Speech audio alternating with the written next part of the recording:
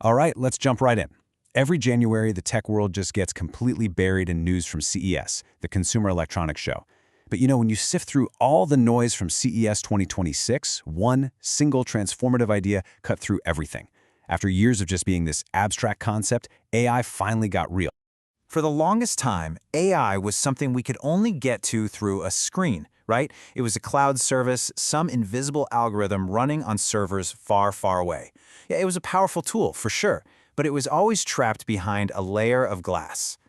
But at CES 2026, everything changed.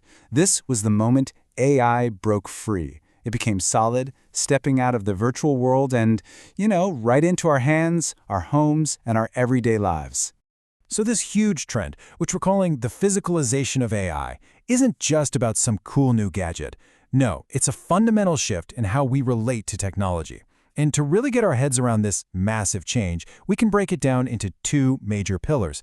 Think of them as two sides of a brand new coin. So what does that even mean, the physicalization of AI? Well, it means AI has basically left the building. It's not just a brain in a server rack anymore. It's getting a body. It's interacting directly with our world, becoming the seamless physical ecosystem that is absolutely changing how we live and work. Let's start with the first pillar. This is the big industrial engine of the whole revolution. We're calling it the kinetic forge. This is where you can really see AI's physical presence in the most obvious way, in our factories, our homes, and the very walls around us. We've been hearing about smart homes for years, right? But this is next level. We're talking about smart architecture.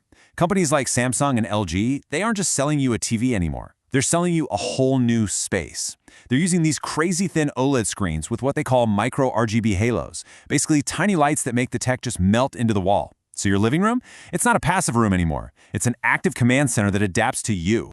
So if your wall is the new command center, how do you control it? Well, say goodbye to your smartwatch. Seriously, we are witnessing the official death of the wrist interface. The finger is the new remote, and smart rings are absolutely blowing up.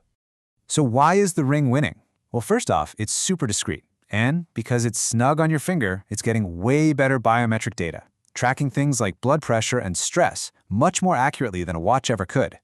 Plus, and this is the game changer, the AI assistant is in the ring. You can just whisper to it to get a real-time translation. The tech just completely disappears into your social life. And this physical intelligence scales up, way up. We're talking robots. On the industrial side, you've got giants like Atlas, which are now fully electric. That's a huge leap, making them way quieter and more efficient to work alongside humans. And this is moving into our homes too. Robots like Neo are actually shipping now, doing complex stuff like your laundry, proving that AI can finally understand the feel and weight of the real world. Okay, so the kinetic forge is all about AI optimizing the big built world around us. But here's where it gets really personal. That exact same demand for precision is now being turned inward, moving from the factory floor to the most complex machine we know, the human body. And this brings us to our second pillar, which we're calling the bioluminescent atelier. This is where AI uses those same principles of precision, but instead of on buildings and robots, it's working on our own biology, our beauty, and how we express ourselves. The really profound shift we saw at CES wasn't about faster chips. It was this realization that beauty, fashion, and wellness, they're not just about superficial trends anymore. They're about intelligence. The human body itself has become the ultimate smart surface. Let's make this real. Take skincare. An AI tool like Skin Chat isn't giving you generic advice. No, it's using high-res images of your skin, it knows the pollution levels outside, it's getting constant biometric data from your smart ring, and then it doesn't just recommend a product. It formulates a hyper-specific serum just for you, calibrated to your genetics and your environment in this exact moment. And this idea extends right into what we wear. The new guiding principle is fashion as feedback. Your clothes are now responsive hardware. These fabrics can actually adjust their insulation based on your body temp, or tighten their compression depending on how you're moving. It's like an active conversation with your own body. So here's the kicker. This changes our relationship with our own identity. There was the staggering stat from the show. Over half of Gen Z now say their digital avatar, their online self, directly influences their physical, real-world style. Think about that. We are styling our physical bodies to look like our idealized digital selves.